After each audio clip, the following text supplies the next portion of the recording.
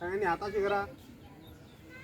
करंगुळीवर करंगुळी ठेवायची नाही, म्हणजे आतमध्ये नाही घालायची, वर ठेवायची वर.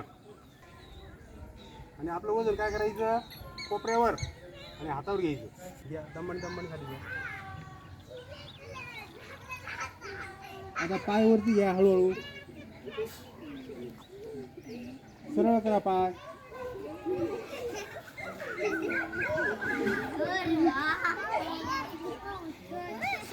पायाने नमस्कार करा.